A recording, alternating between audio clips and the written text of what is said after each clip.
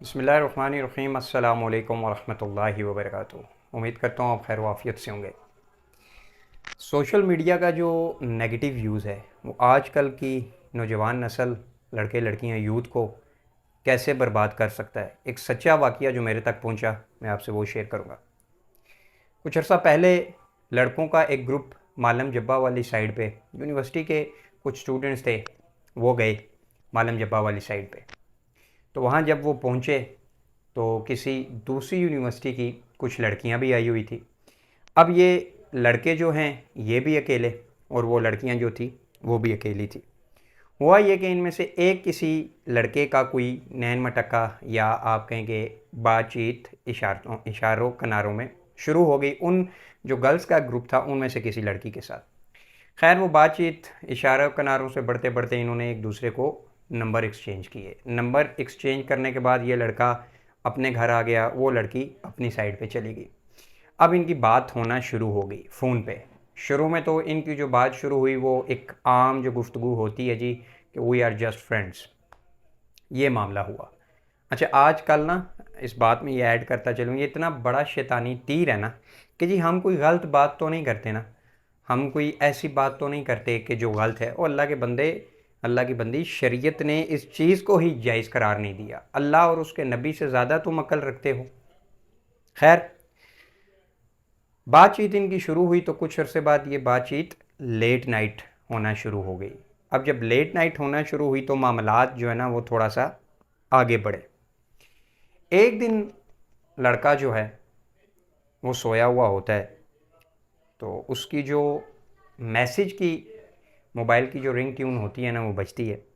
अब जब वो व्हाट्सएप पे जाके देखता है तो उसी खातून के साथ जिसकी इस लड़के के साथ बातचीत हो रही होती है, उसने अपनी कोई गैर इखलाकी तस्वीरें भेजी हुई थी अपने फेस के आगे, कोई बुक रख के। उसका फेस नज़र नहीं आ रहा था, लेकिन बाकी जो बॉडी है वो आगे आप मामला समझ सकते हैं।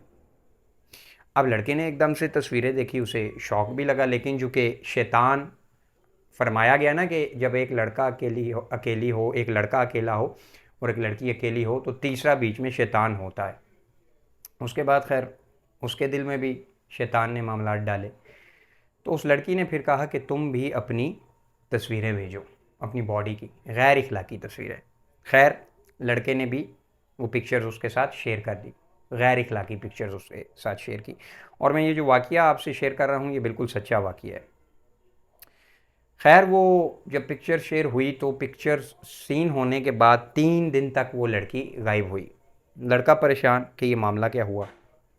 चौथे दिन उस लड़की का मैसेज आया और वो कहती है कि मुझे 3 लाख रुपया भेजो। अगर तुम 3 लाख रुपया नहीं भेजते तो ये जो तुम्हारी पिक्चर्स है ना, मैं ये तुम्हारी फैमिली और जो तुम्हारा फ्रेंड सर्कल है ना उनमें वायरल करूँगी।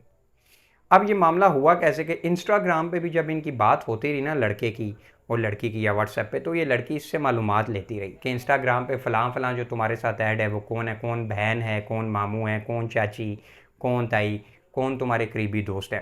तो उन सब को ना इस लड़की ने भी अपने साथ ऐड कर दिया। अब ये मामला हुआ तो लड़के के पाँव के नीचे से ज़मीन निकल गई कि ये हुआ क्या। लड़की ने कहा 3 लाख भेजो, और 1 हफ्ते का अल्टीमेटम दिया, और उसने कहा कि अगर नहीं भेजते तो ये मैं पिक्चर्स तुम्हारी वायरल कर दूंगी। अब लड़का जो कि ख़ुद यूनिवर्सिटी का स्टूडेंट था और उसके हालात वाक़ियात नहीं थे, वो इसके साथ इस बहस में पड़ गया कि कुछ रकम कम करो तो मैं कहीं ना कहीं से तुम्हें ये करके दूंगा। खैर लड़की नहीं मानी, तो लड़के ने कहा कि नहीं, नहीं दूंगा। वो इतनी उसमें लड़की में हिम्मत नहीं है कि वो ये काम करे। तो हफ्ता गुजरा तो उस लड़की ने ये किया कि पहले इसको ना डराने के लिए, जो इसके इंस्टाग्राम पे जो सिर्फ ऐड थे ना इसकी आईडी में, मतलब क्लोज सर्कल नहीं, फैमिली फ्रेंड्स नहीं कह सकते, या इसकी बहन या चची या फुप्पो, उनके अलावा जो सिर्फ जस्ट इसके साथ ऐड थे उनको इस लड़की ने तस्वीरें शेयर की। अब ये लड़का अक्लमंद था, इसने क्या काम किया, इसने पहले ही अपने जो इंस्टाग्राम पे कुछ लोग ऐड थे उनको ये मैसेज बना के भेजा, ये प्लानिंग करके भेजी कि आपको एक मैसेज आएगा इस किस्म का, आपने वो मैसेज देखना नहीं है वरना आपका जो सारा डाटा है वो ऑटोमेटिकली हैक हो जाएगा। खैर उसका हुआ ये कि उस लड़की ने कुछ लोगों को तस्वीरें भेजी, कुछ ने तस्वीरें देखी, कुछ ने नहीं देखी, लेकिन उसमें हुआ ये कि ये लड़का इस तरह बचा कि वो इसको वार्न करने के लिए, डराने के लिए उन लोगों को भेजी जिसके साथ इसका उठना बैठना या मिलना मिलाना नहीं था। अब उसने कहा कि हफ्ता तेरे पास हो रहा है, अगली बार तेरी बहन को, तेरी फूफी, तेरी चाची, जो तेरे क्लोज फ्रेंड्स हैं उनको भेजूँ। ये इतना डिप्रेशन में चला गया कि इसने अपने आप को घर में बंद कर लिया, यूनिवर्सिटी जाना छोड़ दिया। एक दोस्त को पता चला कि ये मामला हुआ, तो वो दोस्त इसके पास गया। उस दोस्त ने इसे कहा कि अब जो होना था या जो तूने काला मुंह करना था वो तो कर लिया, जो तेरे से गलती हुई, अब आगे का मामला ना बिगड़े तो हम ये साइबर क्राइम में रिपोर्ट करवाते हैं, हिम्मत कर। खैर इस लड़के को उसने समझाया, इसके दोस्त ने, तो थोड़ी सी इसने हिम्मत करके साइबर क्राइम वालों के पास गया और वहाँ इसने ये रिपोर्ट दर्ज करवाई। साइबर क्राइम वाले एक्टिव हुए और फ़ौरन से पहले उस लड़की को ट्रेस किया और आगे का जो मामला हुआ, उस लड़की से मोबाइल लेके ये सारी चीज़ें डिलीट कर दी गई। अब ये वाक़या शेयर करने का मकसद क्या है?